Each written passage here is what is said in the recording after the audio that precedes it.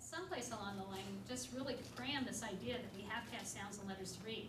And I just need to remind you, we did not have it prior to the early 1960s, okay? We didn't have it, okay?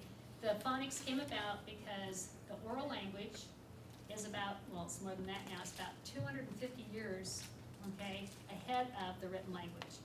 The written language was held still because people were moving around with English. English is a fairly new language, and people were moving around with it, and when they moved, they go from one place to another, picking up regional sounds and inserting them or dropping them out.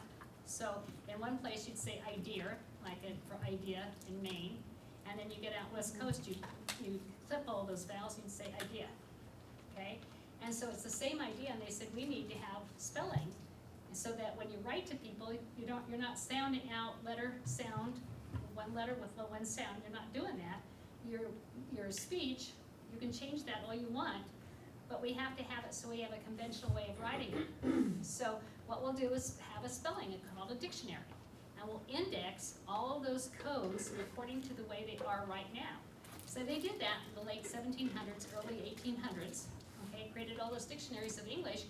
They held the writing constant, the graphings constant, the orthographic representation constant, okay? And then our language orally has continued to evolve, okay?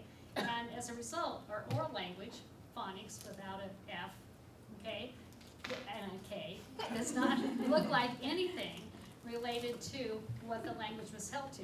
And so the phonics descriptions that came about, like by Heilmann in the early 1960s, and he says this is designed to help you understand the relationship between written language and oral language. It's not a method of teaching. He says in his intro, the least amount of phonics, the better. He basically said that in his intro. Yeah.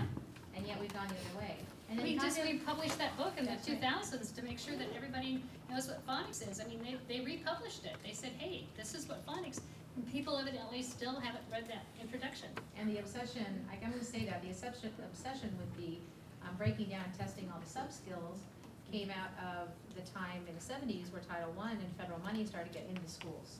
Until then, it wasn't really this idea of this accountability, wasn't as intense. But when federal money came to our schools, suddenly we had to test everything and prove that the federal money was being used correctly.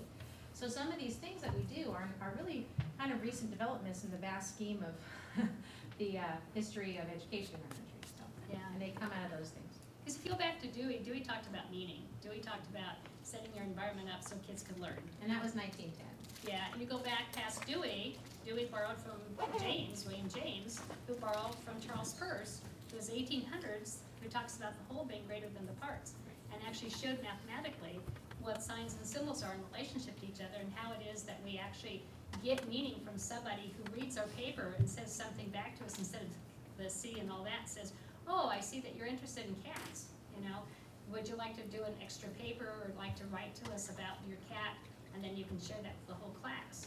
See, instead, you know, we want to go that direction with our time instead of the time of, oh, by the way, we could make this into a C, we could call it a C. You know, we just, it's like, okay, want to learn about language, become a linguist.